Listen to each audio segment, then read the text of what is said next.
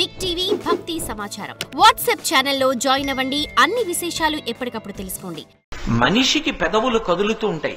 మనిషికి అన్నిటికన్నా లౌల్యం దేని మీద అంటే మాటల మీద. మనిషికి చాలా చవకబారుగా దొరికేటటువంటి సుఖం ఏమిటంటే మాట్లాడడం. ఎందుకని ఏమీ తోచట్లేదు అనుకోండి, పక్కింటి వాడిని పిలిచి మాట్లాడడం. ఏమీ తోచట్లేదు అనుకోండి, ఆయన ఏదో పాపము చదువుకుంటాడు, ఆయన ఏదో పని చేసుకుంటాడు, ఆయన ఇంటికి వెళ్ళి కూర్చుని మాట్లాడడం. ఆయన ఇంటికి ఎందుకు? నీకెటూ పని లేదు, ఆయన ఎందుకు పాడు చేస్తావు? నా బోటి వాడి గురించి చెప్తున్నాను, మీరు అలా చేయరనుకోండి. ఆయన్ని ఎందుకు పాడు చేయడం? అంటే ఓ రూపాయి ఖర్చు అక్కర్లేదు కదా, మాట్లాడుకుంటే చాలు. కానీ ఈశ్వరుడు మాట ఎంత గొప్పగా ఇచ్చాడు. ఎవ్వరికీ లేదు మాట, మనుష్యుడికి ఒక్కడికే ఉంది. ఆ మాట చేత ఎంత కష్టంలో ఉన్నవాణ్ణి ఓదార్చవచ్చు. మాటతో బ్రతికుదాం అనుకున్నవాణ్ణి కూడా చచ్చిపోయేటట్టు చేసేయచ్చు. రావణాసురుడు మాట్లాడిన మాటలకి సీతమ్మ తల్లి చనిపోదాం అనుకోలా? అదే సీతమ్మ తల్లి హనుమ మాట్లాడితే బ్రతుకుదాం అనుకోలా?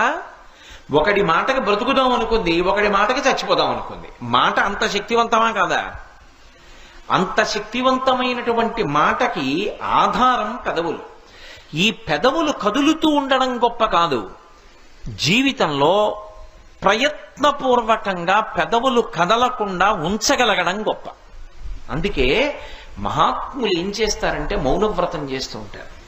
చంద్రశేఖరేంద్ర సరస్వతి మహాస్వామి వారు ఎప్పుడైనా ఎక్కడైనా నోరు విప్పి ఏదైనా మాట్లాడారనుకోండి, తెల్లమారేటప్పటికీ కనీసం అది 200 భాషల్లోకి తర్జుమా అయ్యేది. ఆయన మాట్లాడారు అంటే సరస్వతీదేవి మాట్లాడింది, కామాక్షి పరదేవత మాట్లాడిందని గుర్తు. అందుకే నడిచే దేవుడు అని పేరుగాంచారు. అటువంటి మహాస్వామి ప్రయత్నపూర్వకంగా కుటీరంలో కొన్నాళ్లు మౌనంలోకి వెళ్ళిపోయేవారు. అసలు మనిషి జీవితంలో చిట్ట చివర పొందవలసిన స్థితి ఏది అంటే మౌనం. బతికున్న నాళ్ళు ఉపన్యాసం చెప్పకూడదు, కొంతకాలం ఉపన్యాసాలు చెప్పాలి. ఏదో ఒక పెద్దవాడు అయిపోయిన తర్వాత ఇంకా విడిచిపెట్టేయాలి. ఏదో ఒక రోజున ఇక నేను ఈ ప్రసంగాలు చెయ్యను, ఆప్ చేసేయాలి. ప్రసంగాలు చేయని వాడైతే ఇక లౌకికమైన మాటలు నేను ఎక్కువ మాట్లాడినా. మౌనంలో ఉండాలి. అసలు తరించుట, ఆత్మను అనుభవించుట అనేటటువంటిది మౌనంలోనే జరుగుతుంది. మౌనము ఆత్మని అనుభవించేటటువంటి స్థితి.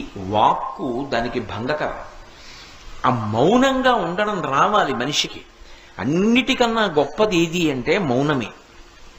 అందుకే ఏ మాట మాట్లాడితే ఏదొస్తుందో అంటారు. ఎవరి దగ్గర ఎంత మాట్లాడాలో, ఎప్పుడు ఎంత మాట్లాడాలో తెలిసి ఉండాలి. భూపసభాంతరాల మన పుష్కళమాచతురత్వ మాజి బాహాపటు శక్తియున్ యశమునందనురక్తియు ప్రకృతి సిద్ధగుణంబులు సజ్జనాళికిన్నంటాడు భర్తృహరి. అదే పనిగా మాట్లాడకూడదు. ఎవరితో మాట్లాడుతున్నావు అన్నది దృష్టిలో పెట్టుకుని బహు తక్కువ మాట్లాడాలి. పెద్దలతో మీరు మాట్లాడుతున్నారు అనుకోండి, మీరు మాట్లాడింది బహు తక్కువ ఉండాలి, మీరు విన్నది చాలా ఎక్కువ ఉండాలి. గురువు గారితో మాట్లాడుతున్నాను అనుకోండి, గురువు గారు మాట్లాడింది వినాలి. జవాబు చెప్పవలసి వస్తే బహు తక్కువ మాట్లాడాలి. అందుకే వాక్కు అంటే స్వామి హనుమ.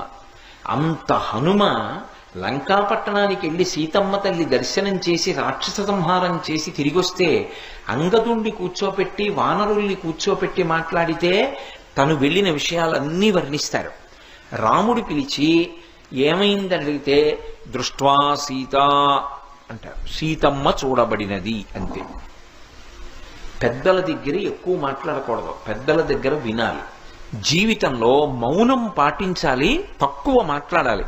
ఎవరు ఎక్కువ మాట్లాడతాడో వాడి ఆయుర్దాయం తరిగిపోతుంది. 100 సంవత్సరములు బ్రతకవలసిన వాడు ఎక్కువ మాట్లాడేటటువంటి అవసరాన్ని పెట్టుకుంటే 80 సంవత్సరాలకు వెళ్ళిపోతాడు. ఎవరు ఎక్కువ మాట్లాడకుండా ఉంటాడో వాడు దీర్ఘాయుష్మంతుడు అవుతాడు. అందుకే గురువు చేసేటటువంటి మహాత్యాగం ఏమిటి అంటే 10 మందికి మంచి మాటలు చెప్పడం. గురువు గారు మాట్లాడకుండా కూర్చుంటే లోకానికి జ్ఞానం ఎలా అందుతుంది? తన ఆయుర్దాయం పోతోందని తెలిసి మాట్లాడుతున్నాడు. అది గురువు చేసే త్యాగం. అందుకే గురువు శరీరాన్ని శిష్యులు రక్షించుకుంటారు. మిగిలిన పనుల విషయంలో గురువుగారు ఇబ్బంది పడకుండా చూసుకుంటూ ఉంటారు. కారణం ఏమిటంటే గురువుగారు ఎక్కువ కాలం బ్రతకాలి. బ్రతకపోతే దారి చూపించేవాడు ఎవరు? అందుకని, అంతేకాని అదే పనిగా మాట్లాడండి మాట్లాడండి మాట్లాడండి అనరు. కారణం ఏంటంటే గురువు ఎక్కువ కాలం బ్రతకాలి కాబట్టి, లేకపోతే లోకంలో దారి చూపించేవాడు ఉండడని. ఈ మౌనంగా ఉండండి అని చెప్పవలసి వస్తే మనం ఏమంటాం నోటి మీద వేలేసి చూపిస్తాం. ఇలా వేలు పెడతాం. చెయ్యి ఇలా అడ్డు పెట్టామంటే దానికి 2 అర్థాలు. ఇలా అన్నాను అనుకోండి మాట్లాడకండి అని, ఇలా పెట్టుకున్నాను అనుకోండి నోటికి చెయ్యి అడ్డు, ఎదురుగుండా ఉన్నవారు పెద్దలు అని గుర్తు. ఎక్కువ నేను మాట్లాడను, బహు తక్కువ మాట్లాడతాను, ఎక్కువ వింటాను అని గుర్తు. ఏమిటంటే ఇలా పెట్టు కూర్చుంటాం. నేను మా గురువుగారి దగ్గరికి వెళ్ళాను అనుకోండి, ఇలా కూర్చుంటాను మొదట వెళ్ళగానే. అంటే గురువుగారు నేను ఎక్కువ మాట్లాడను, మీరు మాట్లాడింది నేను వింటాను. ఇలా చెయ్యి అడ్డు పెట్టుకున్నాడు అంటే వాడికి జీవితంలో ఎలా బ్రతకాలో, ఎన్ని మాటలు మాట్లాడాలో, ఎంత మౌనం పాటించాలో వాడికి తెలుసని గుర్తు. అందుకే ఇప్పటికీ దేవతా స్వరూపాల్లో హనుమ ఒక్కరే ఇలా పెడతారు. ఆజ్ఞాపాలక హనుమ అని రామచంద్రమూర్తి దగ్గర ఉంటే ఇలా ఉంటారు హనుమ. మీరు ఇప్పటికీ తిరుపతి వెడితే తీర్థం ఇచ్చే దగ్గర చూస్తే ఇలా పెట్టి ఉంటారు. క్యాలెండర్లు కూడా వచ్చాయి ఆ మధ్య, అందులో ఉంటారు ఇలా చెయ్యి అడ్డు పెట్టి ఇలా పెట్టుకుని ఉంటారు, ఇలా నిలువుగా పెట్టి ఉంటారు. ఆజ్ఞాపాలక హనుమ అంటారు. మనిషి ఎక్కువ మాట్లాడకూడదు, తక్కువ మాట్లాడాలి, ఎక్కువ వినాలి. అందుకే ఒక నోరు 2 చెవులు. ఇది లోకానికి చెప్పడానికి ఏనుగు యొక్క ముఖం చెప్తుంది. అందుకే మీరు చూడండి, చెయ్యి వేరుగా ఉంటుంది, నోరు వేరుగా ఉంటుంది. మిగిలిన ప్రాణులకి చెయ్యి ఇలా అడ్డం పెడితేనే తెలుస్తుంది. ఏనుగు ఒక్కదానికి మాత్రం నోటికి అడ్డంగా చెయ్యి వస్తుంది. నోరు కిందకు ఉంటుంది, తొండం అడ్డంగా ఉంటుంది. దాని తొండమే దానికి చెయ్యి అయినప్పుడు, తొండం అడ్డంగా ఉంది అంటే చెయ్యి అడ్డంగా ఉందా లేదా? నోటికి అడ్డంగా చెయ్యి పెట్టుకున్నటువంటి ప్రాణి ఎవరు? తనంత తానుగా ఏనుగొక్కటే. దంతములు 2 పక్కకి ఉంటాయి, అవి నవలడానికి పనికిరావు. అంటే తినడం కోసం దంతాలు కాదు, మాట్లాడడం కోసం నోరు కాదు. బహు తక్కువ మాట్లాడి ఎక్కువ విని మౌనము చేత తరించు.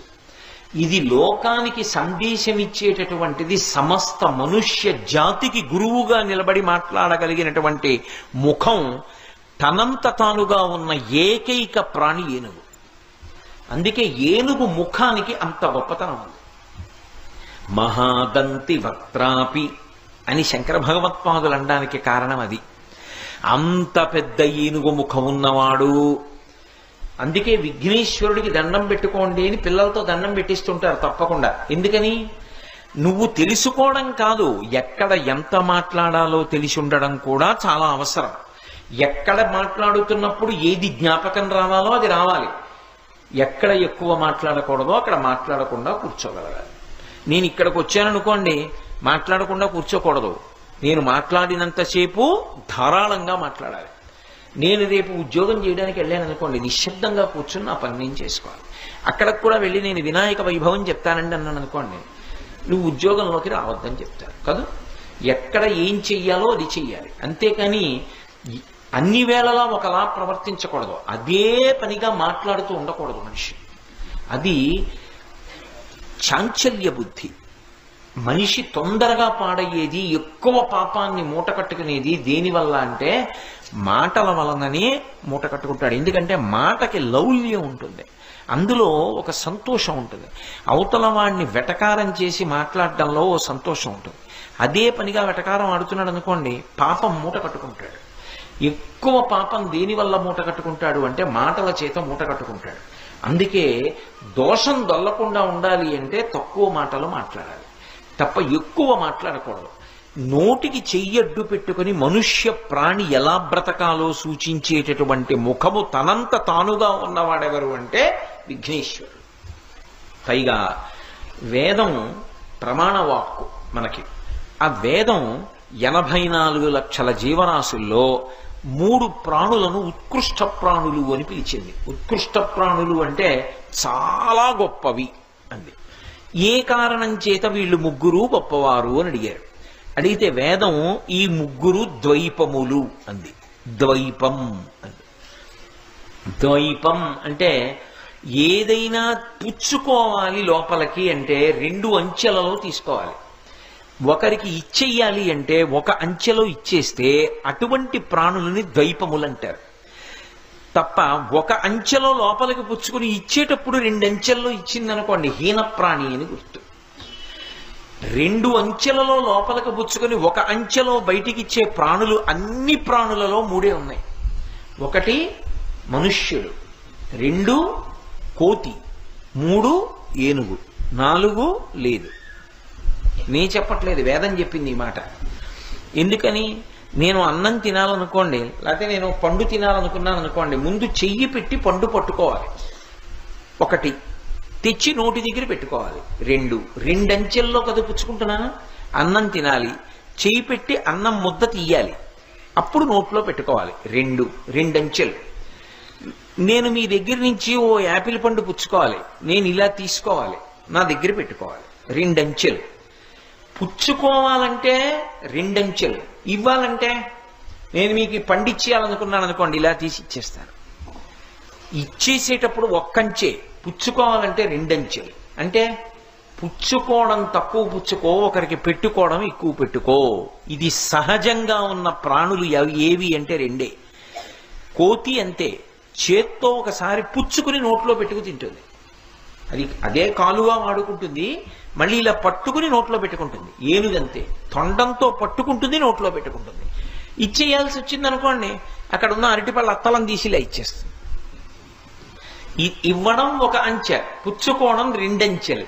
అసలు మనిషి బతుకు ఎలా ఉండాలో చెప్పేటటువంటివి, అలా బ్రతికేటటువంటివి చెయ్యడంలోనే, ఇలా చెయ్యడం ద్వారా నువ్వు ఎలా బ్రతకాలో నేర్చుకో అన్నది అంతర్లీనంగా ఉండేటటువంటి ప్రాణులు. అటువంటి శరీరాలు ఈ 2 అంచెలలో పుచ్చుకునేవి, 1 అంచెలో ఇచ్చేవి 3 ప్రాణులే. అందులో ఏనుగు 1. అందుకే ఏనుగు ముఖానికి అంత ప్రశస్తి వచ్చింది. For more videos like this, subscribe Big TV channel.